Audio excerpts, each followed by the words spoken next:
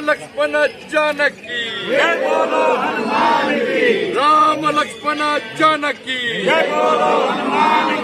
जय श्रीराम అందరికీ జై శ్రీరామ్।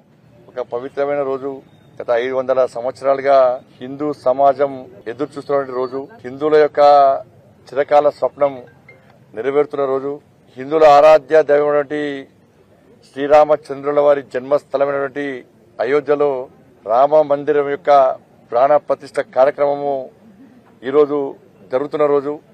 ఈ రోజు కోసం గత నెల రోజుల నుంచి కూడా దేశవ్యాప్తంగా ప్రపంచంలోని హిందువులంతా కూడా అనేక రకాలుగా పూజా కార్యక్రమాలు చేస్తున్నారు।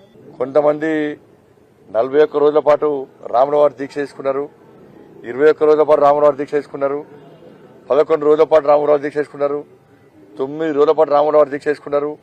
హోమాలు, యజ్ఞాలు, అభిషేకాలు, కళ్యాణాలు దేశవ్యాప్తంగా అన్ని దేవాలయాల్లో ఇవాళ పూజా కార్యక్రమాలు గత నెల రోజుల నుంచి జరుగుతా ఉన్నాయి।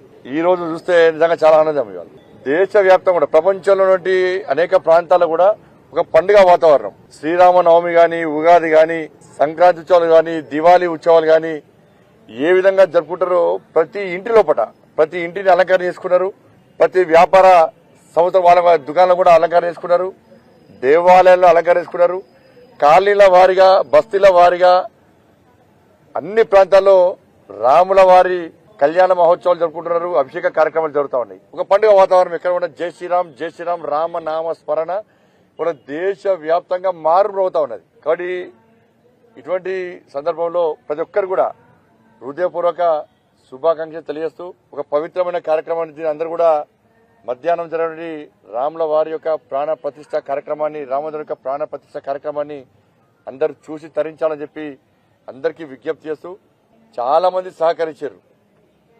చాలా మంది విరాళాల సేకరణలో తెలంగాణలో అత్యధిక విరాళాలు ఇచ్చినటువంటి మహానుభావులు హిందువులు ఈ తెలంగాణ రాష్ట్రంలో ఉండడం చాలా సంతోషం। రామ మందిరానికి అనేక రకాలుగా సహకారం చేసిన వ్యక్తులు తెలంగాణ రాష్ట్రం నుంచి అత్యధిక సంఖ్యలో ఉన్నారు। వాళ్ళందరూ కూడా తెలంగాణ రాష్ట్రం నుంచి ఎక్కువ సంఖ్యలో కూడా చాలా సంతోషం।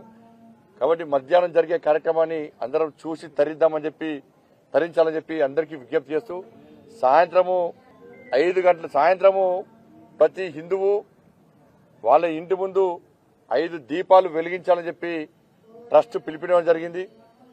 తప్పకుండా 5 దీపాలు వెలిగించాలి।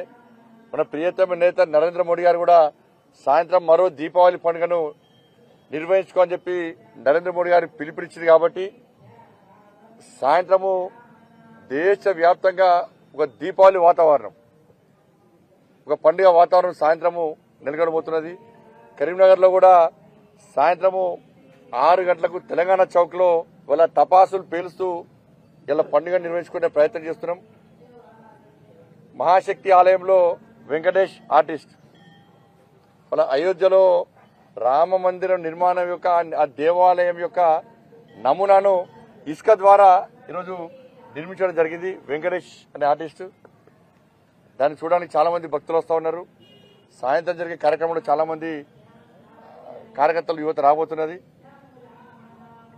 గత నెల రోజుల నుంచి కూడా భారతీయ జనతా పార్టీ దేవాలయాలను పరిశుభ్రం చేయడము, పూజలు చేయడము, కాబట్టి అనేక రకాల కార్యక్రమాలు చేస్తూ వస్తున్నాం।